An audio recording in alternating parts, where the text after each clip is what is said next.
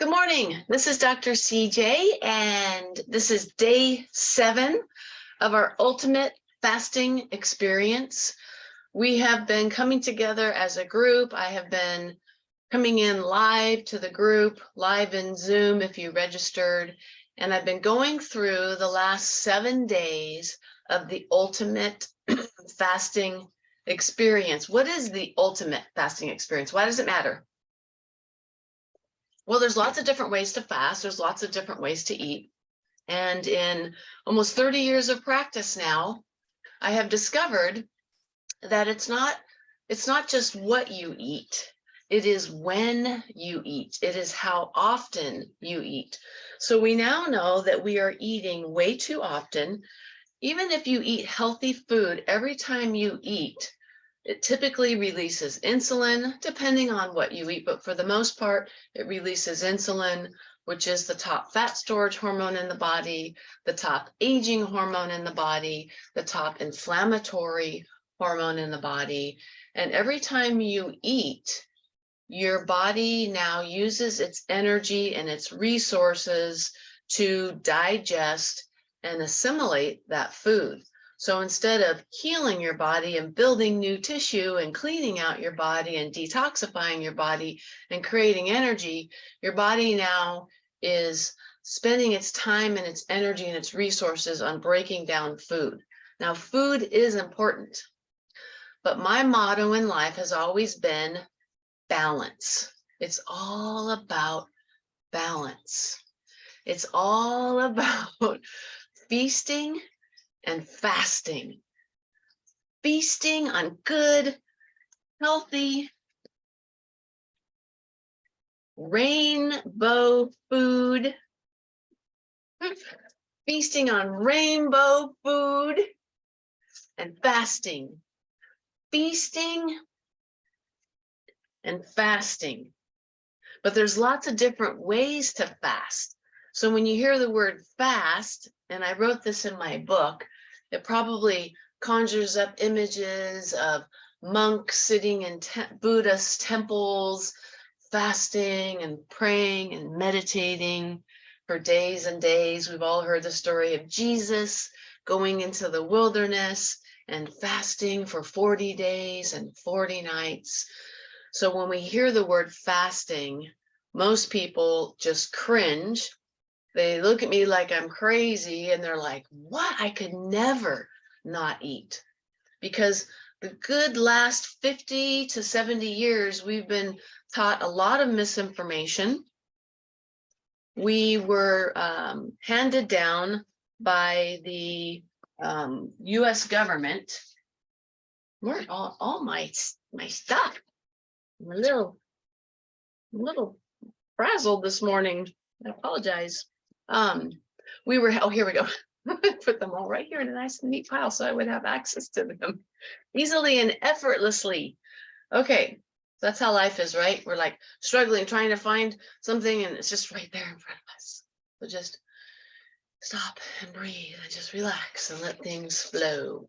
Okay, so we were handed down, and never before has the government told its people how to eat until the United States decided they were going to put into play the US food pyramid.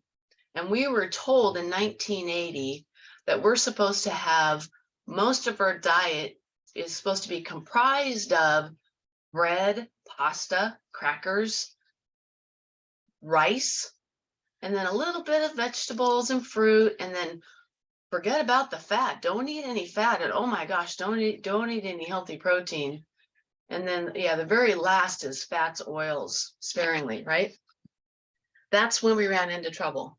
When we were told that fat causes heart disease, which is not true. There's lots of studies that prove it. Go into my YouTube channel, Dr. CJ Benkert. I have trainings on the fat cholesterol statin myth. There's books on the subject written by medical doctors, cardiologists. Cholesterol, the Great Myth, by Dr. Sinatra, this book here. So if you're on a statin drug, please get this book. Anyways, we were told that fat causes heart disease. It doesn't. It's sugar and grain, which causes heart disease. And we were told that fat is bad and eat lots of carbs. And that's when we started doing the breakfast cereals and the granola bars and the yogurts and the juice and the toast. And I was brought up thinking that that was healthy. We were taught that breakfast is the most important meal of the day. It is not. The true food pyramid that you should be following, and Dr. Pompa has one as well. This is Dr. Joseph Mercola's food pyramid. This is what I teach all of my patients and clients. This is how I eat. So most of what you should be eating are healthy, humanely raised proteins, vegetables without pesticides, a little bit of fruit. The bottom is lots of healthy oils, but healthy fats, avocados, coconut oil, olive oil, not canola oil. And then look at, so really the 1980s US food pyramid, just flip it on its head. That's what it was. You're supposed to eat all grain and potatoes and rice. So what happened in 1980 when that food pyramid hit, we went from being a very lean and metabolically healthy population in the 60s, 70s, and 80s. And then when that food pyramid hit in 1980, obesity, disease, cancer, heart disease, diabetes took this sharp, steep rise. And now here we are in 2023, April 8th, 2023. And no time in the history of this planet have more people been sick, have more people been diagnosed with cancer, heart disease, diabetes, autoimmune.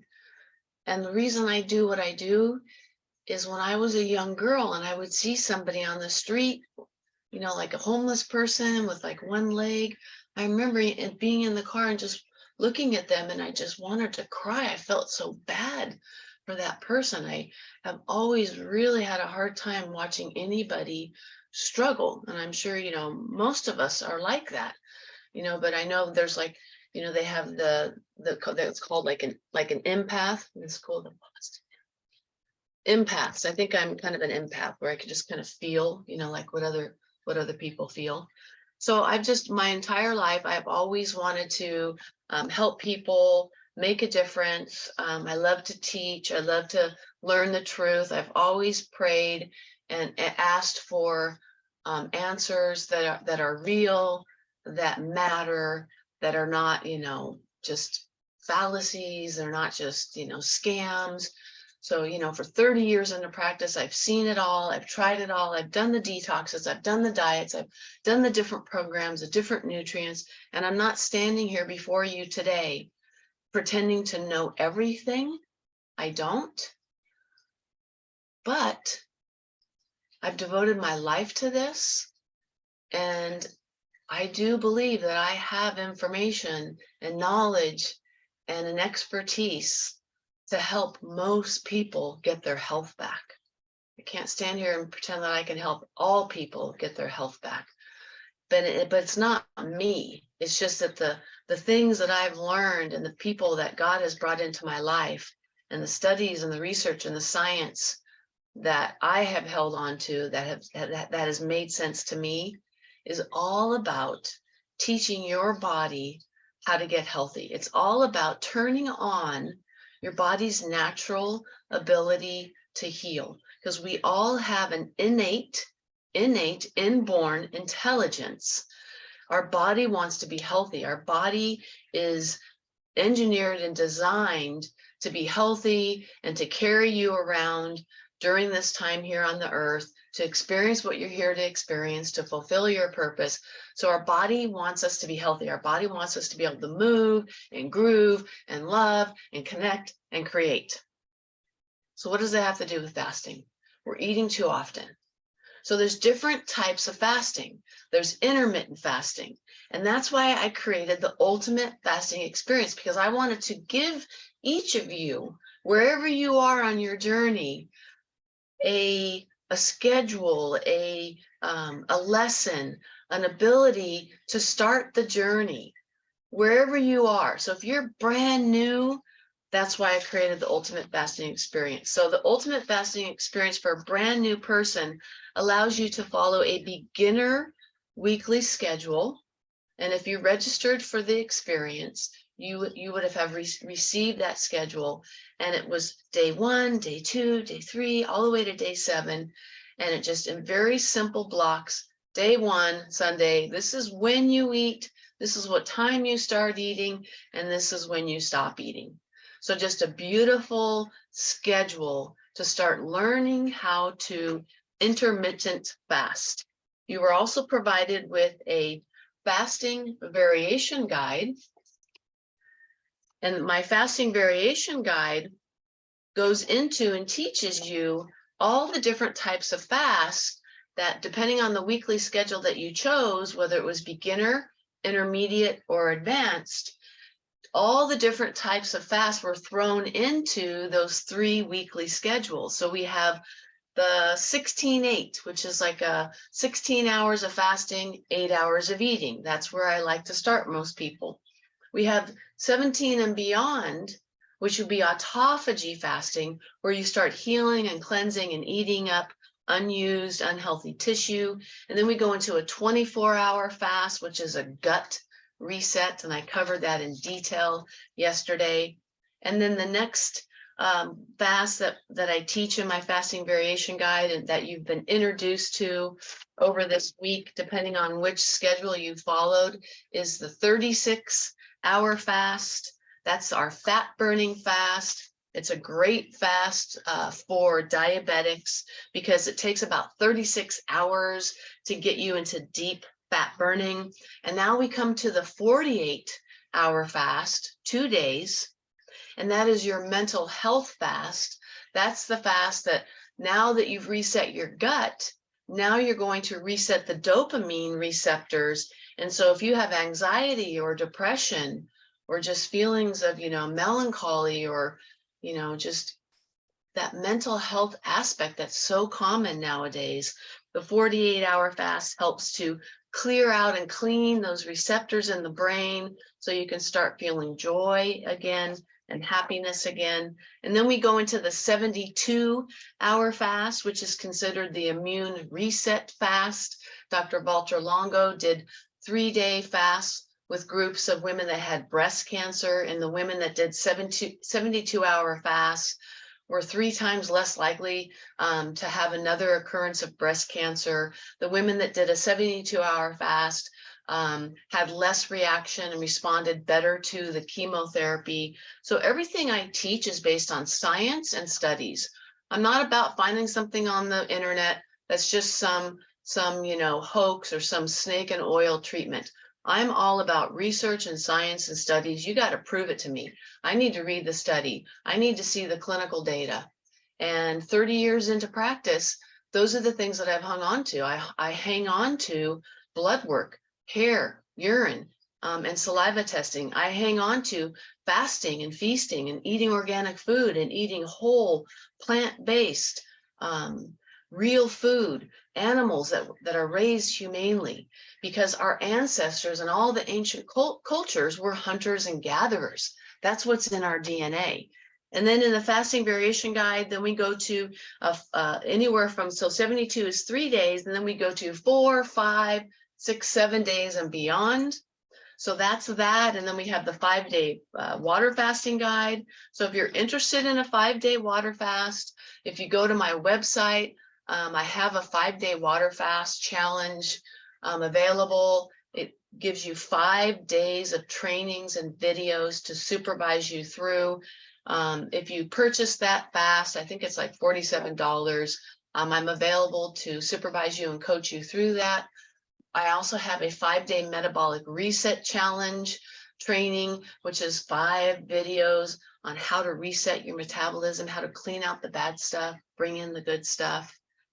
So the ultimate fasting experience, I wanted to bring something to each person depending on where you are in the journey. So the weekly schedules is awesome. I'm on the advanced schedule, super challenging. So the last time on the advanced schedule that you ate was Thursday at lunch. And now you're not eating again until today sometime for a 2-hour window. So I believe that is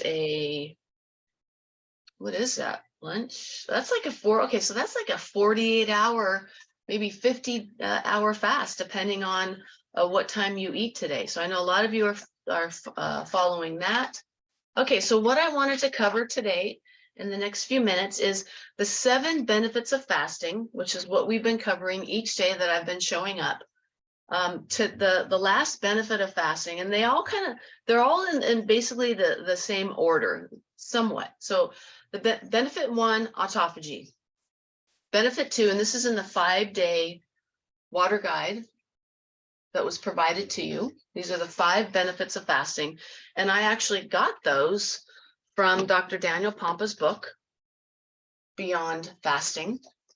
So the 7 benefits of fasting: autophagy, stem cells, which build brand new cells; ketones, getting your body into fat burning instead of sugar burning; energy diversion. Now, instead of spending time and energy and resources on digesting and assimilating food, now your body has time to rebuild, renew, recreate, recycle, regenerate, all the words. And then hormone optimization, healing all those receptors on your cell. It's not a hormone problem, it's a receptor problem.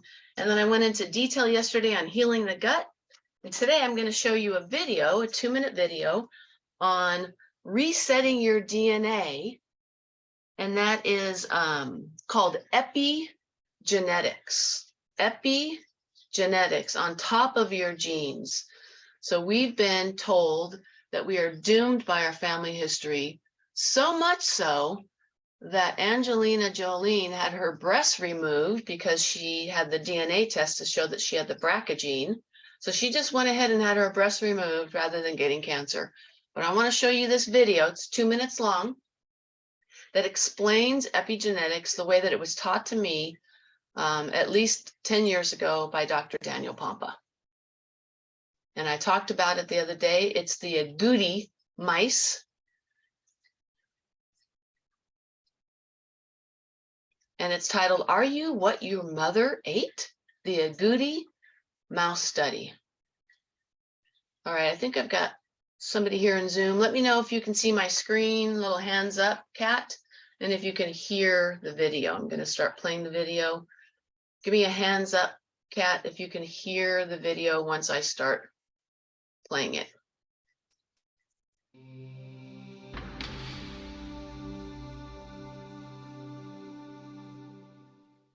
Back in the last quarter of the 20th century, it was widely believed that most diseases were caused by genetic mutations, so-called faulty genes. In effect, you're missing half of the story, at least half, maybe even more than half of the story. Because I think of the genome being comparable to the hardware of a computer, and I think of the epigenome as being comparable to the software that tells the computer when, where, and how to work. And once those programs are set early in development, they're faithfully replicated throughout adulthood. And the absolutely key thing here, giving us a whole new take on nature-nurture, is that this programming is shaped by environmental factors, the stresses we're exposed to, and above all, by the food we eat.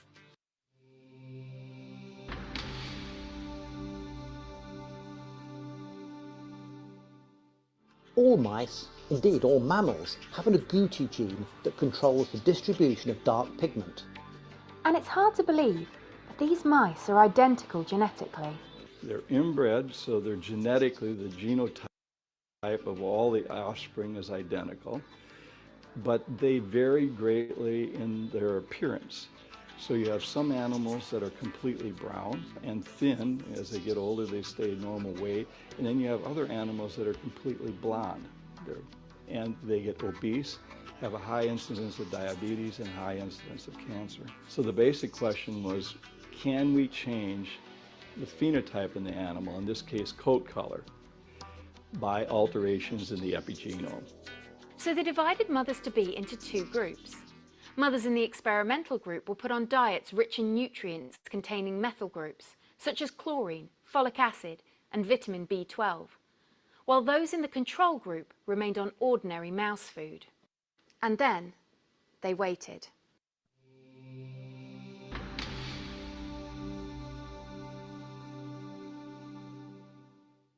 Jerkel and Waterland's study was published in August 2003. It was front page. And was quickly picked up by major newspapers, magazines and TV programmes in the United States. And very soon, it was global. And it's easy to see why.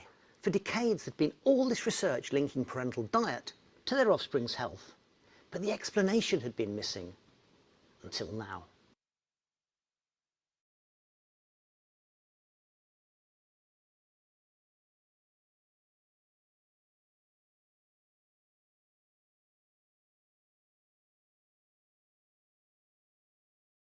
All right. So let me just paraphrase. So basically you have the, oh, sorry guys. I apologize. Okay. Anyway, so the light-colored mice had a gene that made them overweight. Those light-colored mice were fed a different diet than the normal mouse diet, which was high in methylators, which are mostly B vitamins and things that help the body detoxify. And when they were fed that different diet, their offspring had a darker coat color, which means the gene for obesity was turned off and they were lean. So that is a perfect description and proof that you can turn genes off with how you eat. So how do you turn genes off? It comes back to what I've been teaching is the 4 causes of disease, the 4 common causes of all disease. Toxins, which could be chemicals, pesticides, mercury, lead, heavy metals, mold, fungus, parasites. Toxins, 2, bad fats and oils, canola oil, sunflower oil, safflower oil, any vegetable oil that becomes rancid and is very unstable and creates cellular inflammation and hormone resistance. So do toxins. 3rd is processed sugar and grains. And 4th is stress, but diet is huge. So many people I talk to are like, yeah, I got to start exercising more. Yeah, I just had a young man who cleans my pool and he's been having some health issues. And I've been trying to talk to him about fasting because I know that if you have anything growing in your body, any type of tumor or cyst, that you can shrink those tumors by not feeding them sugar and by intermittent fasting. And we were talking this morning about what's going on with his health and this tumor that they found growing up in his brain. And his response to me was, yeah, I got to get back to the gym. I got to start exercising more. And I was like, oh my gosh, it's just so crazy that we think, and we've been taught that you can get healthy by going to the gym. You can't get healthy going to the gym if you don't change what you eat, if you don't incorporate fasting into your lifestyle. So that's what I want to end with. We've been here for 7 days now. We've been going through all the different types of fasting. But what do you do long term? Well, stay in my Facebook group. And if you're not on Facebook, stay connected with me. What I'm going to do is, as a gift to everybody that registered for the Ultimate Fasting Experience, I'm going to send out a booking link. And if you want, and it's only if this is what you want, if you want to sit down with me, 15, 30 minutes and just pick my brain or, present to me something that's happening with you. But what I'd love to do is if you want some individual coaching based on the last 7 days, because what I want to do is I want to make sure that everybody here that's listening to me, everybody that registered for the Ultimate Fasting Experience, has the opportunity to take these tools. So it doesn't do any good to be here or to learn these tools if you don't incorporate them into your life moving forward. So I started this talk with, it's all about balance, feasting and fasting. So an amazing thing to do long term is to take all these different tools, all these different types of eating and fasting schedules and incorporate them into your life on a daily, weekly, monthly basis. So I would love for you to take the fasting variation guide, or take one of the schedules that you followed. And if it's that beginner schedule or that intermediate schedule, follow that schedule 1 week out of the month. If you just did that once a month, that would be huge. Or incorporate and create a schedule for yourself so that you don't ever do the same thing every day. So maybe one day you do a 12-hour fast, and then you do a 24-hour fast, and then on Tuesday you do a 36-hour fast. So you want to throw different things at the body, but you want to plan it. So you want to have something to follow.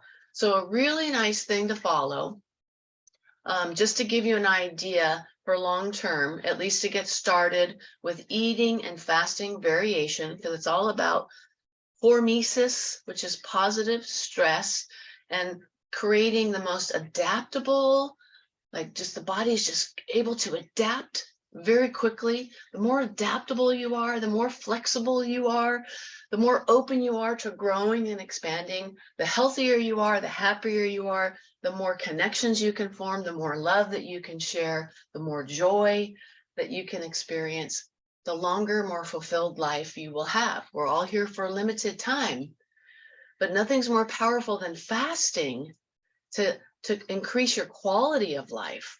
So we have control over our quality of life now. We don't necessarily have control of when we're gone, when our life ends, when our physical life ends on this planet, but you do have control over your life while you're here. So a great schedule to follow, and I'll end on this, is a 5-1-1. So 5 days out of the week, and it does not have to be 5 days in a row. In fact, I encourage you not for it to be 5 days in a row, but 5 days out of the week, you're going to do some type of intermittent fasting. It could be a 16-hour, 18-hour. I would love for you to throw in, everybody should be doing at least one 24-hour fast a week, which is what we call OMAD, 1 meal a day. And when you hear 24-hour fast, you're like, oh my gosh, 24, a whole day? No, it's not a whole day. It's just 24 hours.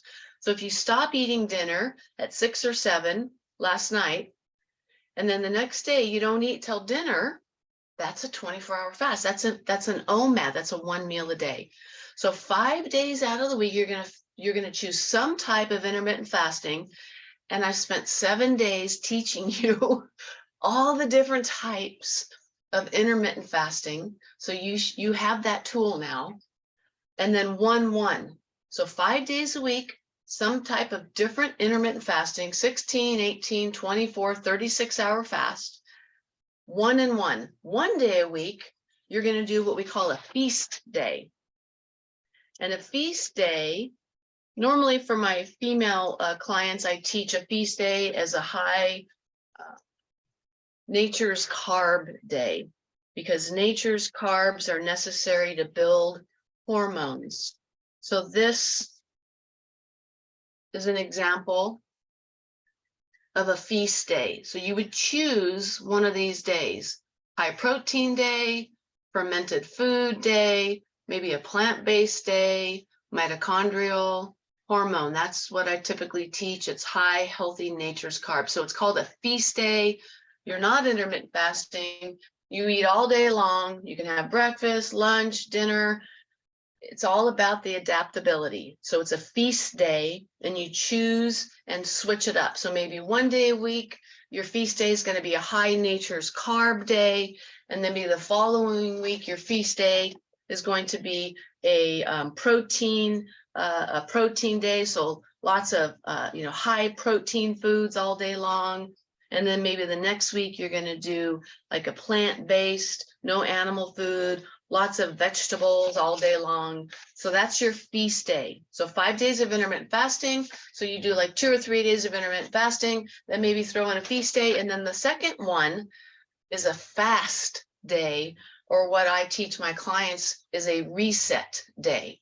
So a reset day is typically some type of fast. I teach different types of reset days, but the most powerful reset day, in my opinion, is a protein reset day where you don't eat until that night. So it's a 24-hour fast. And the most powerful in my body is a steak and tomato day, but it can be any protein, any vegetable. Another reset day could be a water fast all day. That would be a reset day.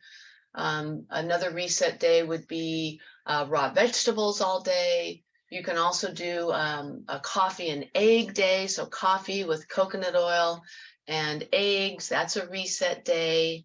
I think those are the reset days that I teach, but reset day would be some type of at least a 24-hour, if not 36, 48-hour fast. So 5-1-1. All right. So if you've been doing the water fast, please reach out to me. Make sure that you break the fast low and slow. Low calories, a little bit of food at a time. The best way to break a water fast is with healthy fats, like maybe some olive oil and some avocado and pink salt. Oh, thank you, Kat. Apple day is another reset day where you just eat apples all day. So it's all about variability, adaptability, feast and famine, feast and fast. And it's all about teaching your body how to be adaptable. And the more adaptable you are, the more metabolically flexible you are, and the younger you are inside, and the healthier your cells are, and the healthier your mitochondria, which create all of the energy that your body needs when you feast and famine and you're adaptable. So thank you for taking part in the 7-day ultimate fasting experience. I will be showing up to teach this experience each quarter. I already have everything scheduled. So we have the next ultimate fasting experience is going to be the 2nd week of July. And then I have another one scheduled the 1st week of October. And the one after that is scheduled the 2nd week in January. So if you've registered for this experience, I will send out an email. I have day 6 to send out, is ready to go. We'll be sending day 7 out. When I send out day 7, I will include a coaching call link so that anybody that is registered for the experience, I'm going to gift you a coaching session with me to be able to, you're welcome, Kat, to be able to just talk about where you are in your journey. What schedule did you follow? What experience did you have? And how can I help you and support you and guide you moving forward so that you don't waste these tools and that you incorporate them into your life? All right, so happy Saturday. If you're watching this live in the Facebook group, give me some love, put a #1, let me know where you're watching from, where do you live, and how your experience was throughout these last 7 days. If you watch this recording or listen to this recording on my podcast, just post in the comments #2 and where you're from, and where are you on your health journey? How can I support you? I'm here to love you and support you and guide you. So that's it. Happy Saturday. I'm off to the clinic. This is Dr. CJ with Pura Vida Wellness, loving you, inspiring you, teaching you, motivating you, empowering you, instilling in you the belief that you have the power to heal in mind, body, heart, and spirit. I love you. You're my brother. You're my sister. We're all connected. We're all in this together. Don't ever forget that you matter and that your life matters. Mwah.